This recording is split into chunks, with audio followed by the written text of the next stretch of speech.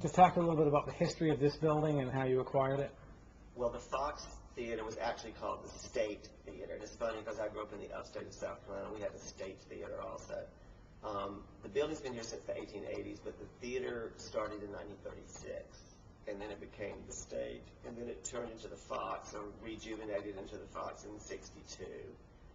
And then in 1985, the building was made from one screen into two different theaters. The balcony was made into one, and the bottom was made into a separate theater.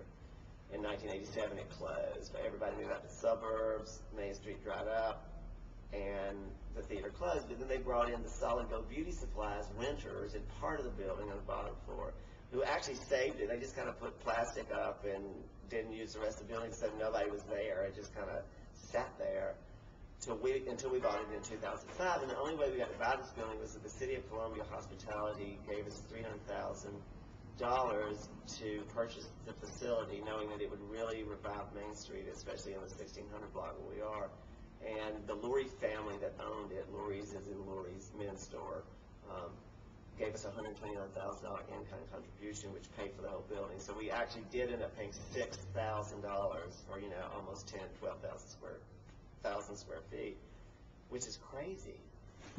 Nobody gets to do that, especially an independent art house cinema in the middle of the South. And so with the money we got from the rent, from the renters, we were able to do our business plans and our feasibility study. Some of our capital campaign was paid out of there, so you weren't touching any operating income. And you didn't really have to raise this money because it was coming out your front door. So it was kind of this love story for us on how it happened. And because we had really wanted to grow, but, we were limited as far as what we could do because you got 75 seats. It's sort of a niche market. Where's corporate going to see that you fit into the world? They don't, but they are now. So we've actually been pretty successful with corporate, and we're going to be more successful in the next coming months as the economy tanks up a little bit.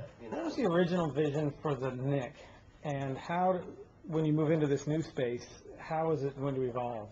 Well, the original thing was just to show films that nobody else saw, in the state, or and it also started a lot with classic black and white films. And in those days, early on, you didn't have DVD players, or if you didn't see the film in a movie theater, you didn't see it. So that's been a challenge because also the screening in some people's house is top notch. So our presentation has to be just as good or better than what you get in your house. And then we have to sell the experience, which is why this building is so important, because it is a great building.